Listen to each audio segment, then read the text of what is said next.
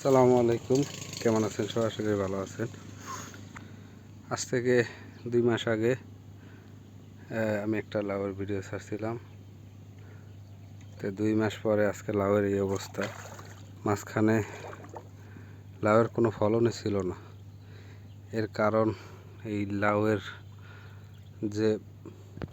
যেখানে রোপণ করছিলাম ওই গোড়ায় ঢেঁড়সের কিছু চারা লাগাইছি, যার কারণে লাউ গাছ হয় নাই বললেই চলে। পরে ওই ঢেঁড়স গাছগুলো কেটে দেওয়ার পর দেখেন মাশাল্লাহ, এই লাউ গাছের বয়স প্রায় 90 দিনের উপরে, কিন্তু এখন নতুন করে আবার লাউ হইতেছে। প্রচুর পরিমাণ করা আছে, প্রচুর পরিমাণ। আর এইখানেও আছে ওই পাশে। তো লাউ ছাড়া আরও কিছু প্রজেক্ট আছে এই পাশে, সেগুলোও দেখাবো ইনশাল্লাহ।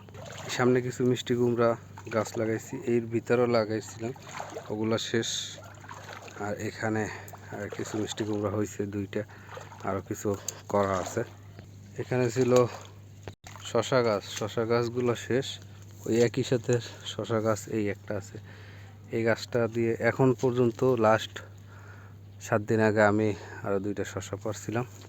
পেঁপে গাছ, এগুলো কীটনাশক পরিমাণ একটু বেশি পড়ার কারণে গাছগুলো এরকম নষ্ট হয়ে গেছে। এগুলো সব টপ লেডি, গ্রিন লেডি কি পেঁপে গাছ। এই সে বেগুন গাছগুলো, এই গাছে এখন পর্যন্ত ফলন আসে নাই, তবে সামনে যে গাছগুলো আছে ওগুলো আসছে, এগুলো অলরেডি ফুল আছে। এই গাছগুলো অলরেডি ফলন চলে আসছে। এখন দেখাই, এই দেখেন একটা ডাডায় 3টে, এক ফুলে 3টা। এই পাশে আছে, ওই পাশে আছে, এই দেখাইতেছি।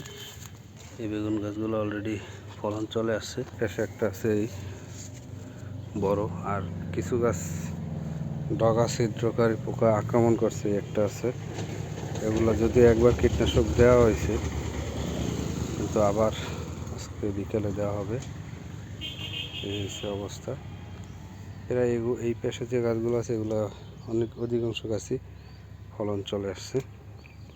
বেগুনের হয়তো শীতের আগে আমি বেগুন হারভেস্ট করতে পারবো, সর্বোচ্চ দামের আশা করি।